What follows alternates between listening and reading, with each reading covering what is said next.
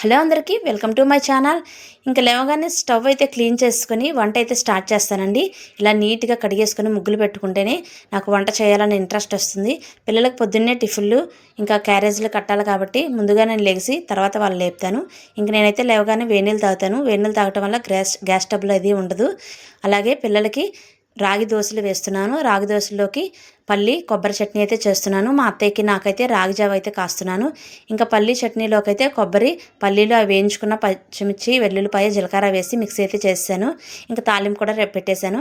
ఇంకా రాగి దోశలకు అయితే రెడీ చేశాను. ఇప్పుడైతే పన్నీర్ కూర చేయమన్నారండి పిల్లలు. పన్నీర్ కూర అంటే చాలా ఇష్టం.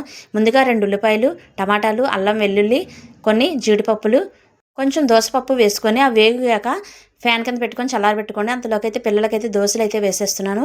ఇంకా అవి చల్లారాక మిక్సీలో వేస్తాను. ఇంకైతే మళ్ళీ ప్యాన్ పెట్టాను. ప్యాన్లో కొంచెం ఆయిల్ వేసుకొని బిర్యానీ ఆకు వేసుకొని ఉల్లిపాయ పచ్చిమిరపకాయ వేసుకుంటే అవి వేగాక కారం వేసేయండి. ఇప్పుడు మిక్సీ చేసుకున్న పేస్ట్ని కూడా వేసుకొని ఇలాగా ఆయిల్లో బాగా వేపుకోవాలి. ఇంక మిక్సీ గిన్నె కడిగేసుకొని ఆ వాటర్ని కూడా వేసుకొని ఇప్పుడు ఇందులో పన్నీర్ ముక్కలు కూడా వేసేయండి. కొంచెం కొత్తిమీర గరం మసాలా వేసేస్తే రెడీ అయిపోతుంది. మూత పెట్టి సిమ్లో పెట్టుకుంటే చక్కగా దగ్గరగా మగ్గిపోతుంది. ఇప్పుడైతే కాఫీ కూడా కలిపేసానండి మాకు.